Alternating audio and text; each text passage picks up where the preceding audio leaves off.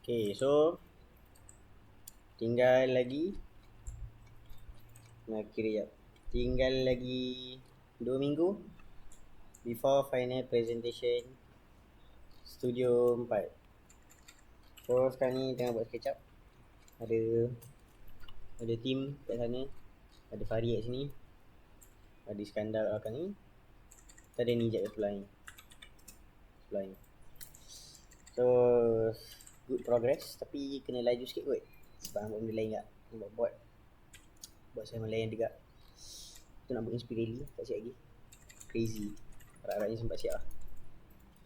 So alright, yang baik. Ibarat lah. Okay, hari ni bersama saya so saya Fatimah Zahra. So macam mana? Lagi 2 minggu ke final Arcadia Studio 4. Studio 4 tau. Dah 2/3 tu.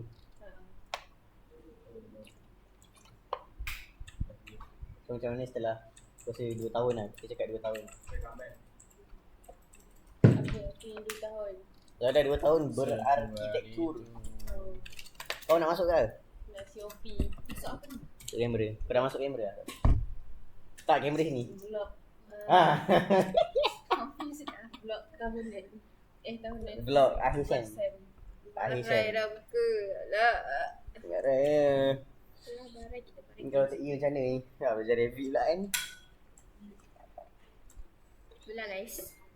So macam mana Fadli? Lagi 2 minggu berbaki untuk final Kurang 2 minggu. Kurang 2 minggu. Dah 10 hari je. Besar? 10 hari tu Surat ke stamping final kan? tak silap. Stamping ke final? Aku rasa Stamping macam kot. final tu. Sekejap. Kau stamping ke? Easy. Sabar sekejap. Hari ni 30. Sebenarnya 3. Oh sekarang dah hari Ahad. 1, 2, 3, 4, 5, 6, 7, 8, 9, 10, 11. Kita stamping apa ni? 10 betul lah. 10 ke stamping. 10 hari ke Aku stamping? dah cakap. Kurang daripada 2 minggu.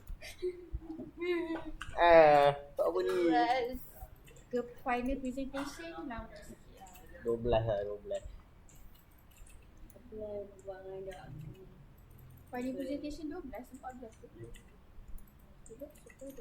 Bodoh dah lah ni. Biasanya aku ingat apa sekarang. Sebab beza 4 hari banding stamping.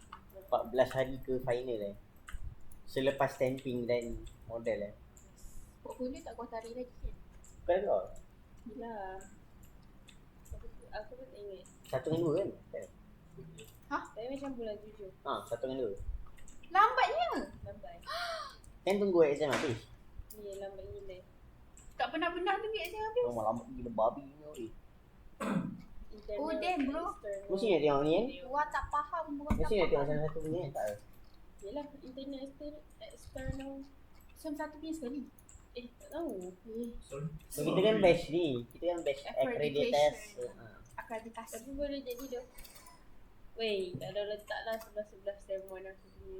Boleh tak aku? Sama je siap. Boleh tak aku nak sellotape board aku? Banyak nak angkat 12 board tu. Kau tengok. Berat ke tu. Nak gulung tak boleh. Sellotape lah tak lantai weh. Ya Kau tu. beli sebelum ni apa ringgit? 240. Untuk berapa bot? AO ke A1? 12 A1.